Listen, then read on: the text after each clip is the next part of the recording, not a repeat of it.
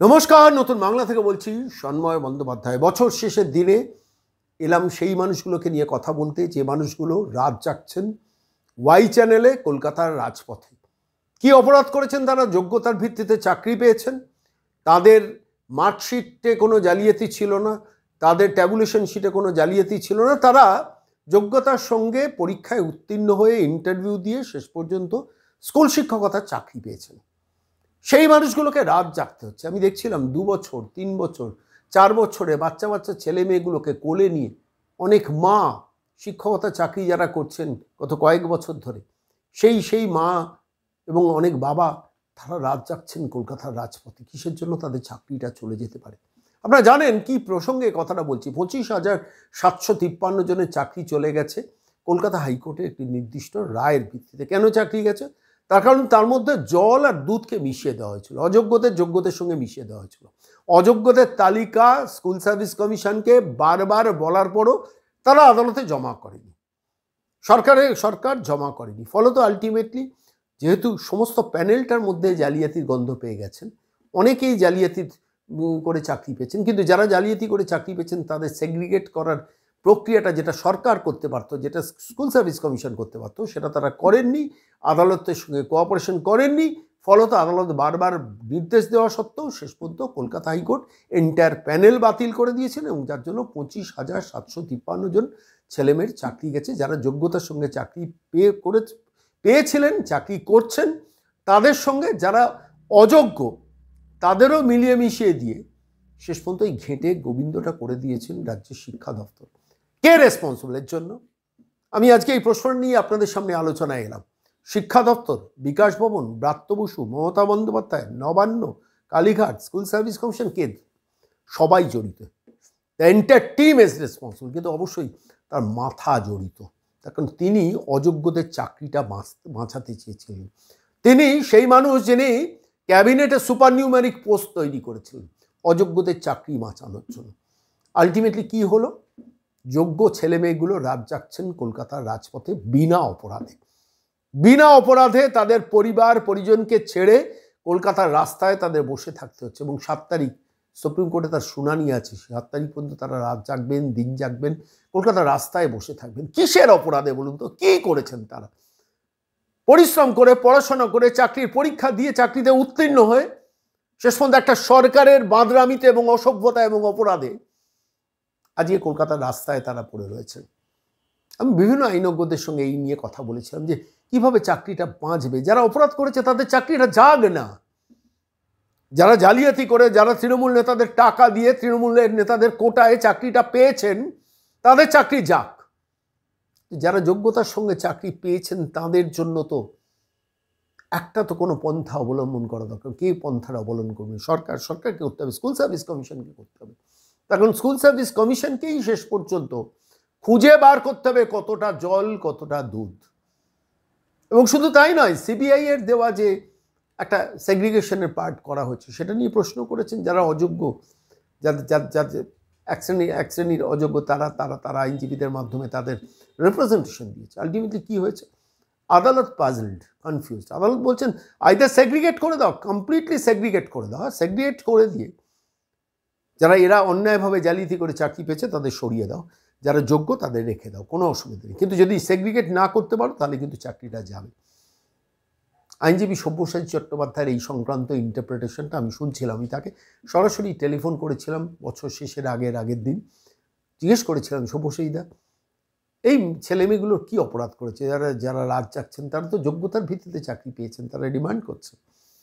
তারপর তো কলকাতার রাস্তায় বসে রয়েছেন, বাচ্চা কোলে সন্তান নিয়ে তারা কেউ বসে আছেন। সহ্য করা যাচ্ছে না, বিশ্বাস করুন, চোখে দেখা যাচ্ছে না। একটা সরকার কতটা অসভ্য না হলে পারতেন না এ রাজ্যের মুখ্যমন্ত্রী মমতা বন্দ্যোপাধ্যায় বলতে যে প্রত্যেকটি অপরাধীর চাকরি যাবে, আর যারা যোগ্যতার ভিত্তিতে চাকরি পেয়েছে তাদের প্রত্যেকের চাকরি থাকবে, তার তালিকা আমরা করে সুপ্রিম কোর্টে দিচ্ছি। কেন করেননি? হাইকোর্টে দেননি কেন? সুপ্রিম কোর্টে গিয়েও আবার এক রকম তথ্য দিচ্ছেন। স্কুল সার্ভিস কমিশন এক দিচ্ছে, তো রাজ্য সরকার, বিকাশ ভবন, শিক্ষা দপ্তর আরেক রকম দিচ্ছেন। কেন এটা হচ্ছে? নিজেরাও জানেন না যে কতটা জল মিশিয়েছেন, নাকি নিজেরা জানেন কিন্তু জেনেও কনফিউশনটা তৈরি করে রাখছেন যাতে ওই যোগ্যদের বাঁচানোর জন্য অযোগ্যদের চাকরিটা বেঁচে যায়। তাহলে অযোগ্যরা আর তৃণমূল নেতাদের ধরে বলবে না আমার 10, 15, 20, 25, 30 লাখ টাকা ফেরত দাও, যেটা আমার বাবা জমি বিক্রি করে, স্ত্রীর গয়না বিক্রি করে, মার গয়না বিক্রি করে, নিজেদের বাড়ির সমস্ত সম্পদ বিক্রি করে আপনাদের দিয়েছিলাম, টাকাটা ফেরত দিন, কারণ টাকা দিয়ে তো আমি চাকরি পেয়েছিলাম, টাকাটা ফেরত দিন। ঠিক সেই আবহে দাঁড়িয়ে শেষ পর্যন্ত কি চাকরিটা বাঁচবে সবার?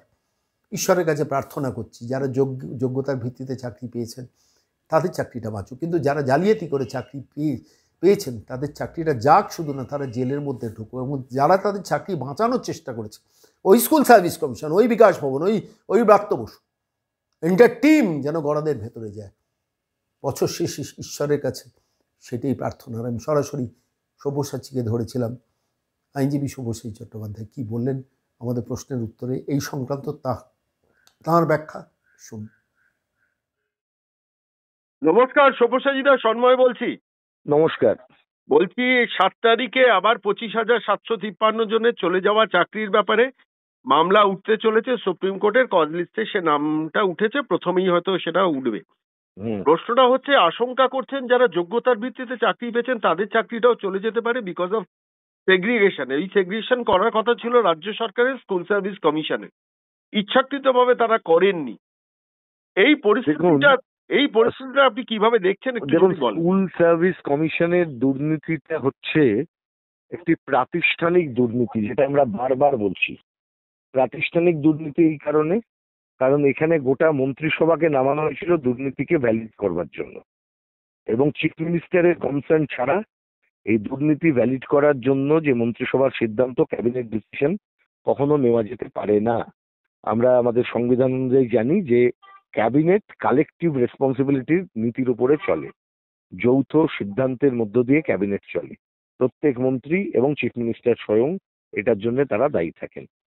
আজকে দাঁড়িয়ে যে ভাবে গোটা প্রক্রিয়াটা এমন ভাবে চলেছে, এবং যেখানে আমরা দেখতে পাচ্ছি যোগ্য অযোগ্য ছেলে মেয়েদেরকে আলাদা করা যাচ্ছে না, তার কারণটাকে যদি আপনি একটু খুঁজে দেখবার চেষ্টা করেন তাহলে সুপ্রিম কোর্টের অর্ডারকেই আমি শিরোধার্য করছি। শেষ দিনে যে প্রশ্ন করেছিলেন supreme court, where is the meta data, সেই ডেটা কোথায়?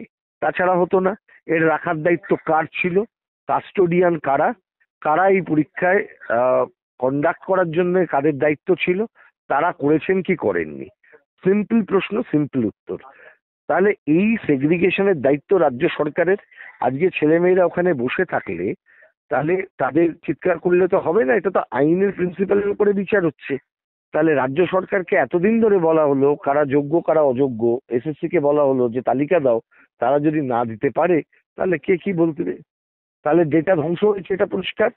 মানে এই জায়গাটা, মানে আমি খুব পরিষ্কার করে দিতে চাই যে এসএসসির কেসটাকে সম্পূর্ণ অন্য মামলাগুলির থেকে, মানে প্রাইমারি ইত্যাদি ইত্যাদিতে অনেক রকমের ফ্লজ আছে, একমাত্র এসএসসির ঘটনার ক্ষেত্রে কিন্তু এটা কিন্তু মারাত্মক অভিযোগ যেটা সরকারের বিরুদ্ধে প্রমাণিত হয়ে যাচ্ছে, প্রিজাম্পশন সরকারের বিরুদ্ধেই যাচ্ছে। সরকার এই ডেটা প্রোটেকশন করতে পারছেন না, রাখতে পারেননি, তার জন্য আজকে ছেলে মেয়েদের এই অবস্থা। এর দায় তো সরকারকে নিতে হবে, এর দায় তো আর সুপ্রিম কোর্টের উপর চাপালে হবে না। দেশের আইন তো বদলাবে না। মমতা ব্যানার্জির কথায় ওর ভাই তো নাচতে পারেন, অন্য কেউ নাচতে পারেন, দেশের সুপ্রিম কোর্ট নাচবেন না। দুটো প্রশ্ন আপনার কাছে। স্কুল সার্ভিস কমিশন এক এক সময় এক একটা রিপোর্ট দিচ্ছে, স্বাভাবিক। তাহলে আমি এই কারণেই তো এতগুলো কথা হচ্ছে, এর মাথায় কে আছে? স্কুল সার্ভিস কমিশন পশ্চিমবাংলার বুকে কাজ করলো কিভাবে?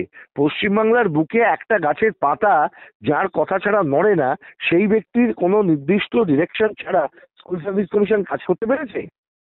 এই কথাটা কেউ বিশ্বাস করবে?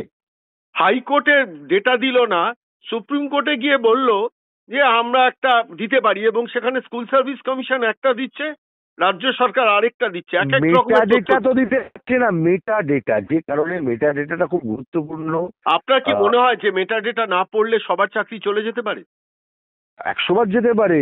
একটা আলুর বস্তার মধ্যে 4টে পচা আলু যদি থাকে, এতদিনে পুরো বস্তাটাকে পচিয়ে দেবে, এটাই প্রিজাম্পশন। ঠিক। মানে এই পরিস্থিতিতে দাঁড়িয়ে এই ছেলে মেয়েগুলো রাত জাগছে, যোগ্যতার ভিত্তিতে যারা চাকরি পেয়েছে, অযোগ্যদের কথা ছেড়ে দিন। আপনি মানে মেন জিনিসটা হচ্ছে সেগ্রিগেশন করে দিন, স্যাটিসফাই করুন।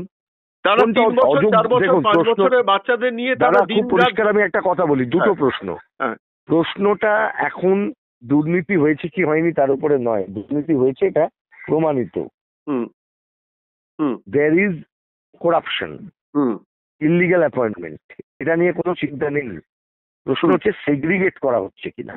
ঠিক। সেগ্রিগেট করতে গেলে কি হবে, আপনার কাছে তো রেকর্ড থাকবে, ডেটা থাকবে। হুম সেই ডেটাটা যদি না থাকে প্রিজাম্পশন কার বিরুদ্ধে যাবে? হুম আপনার বিরুদ্ধেই যাবে।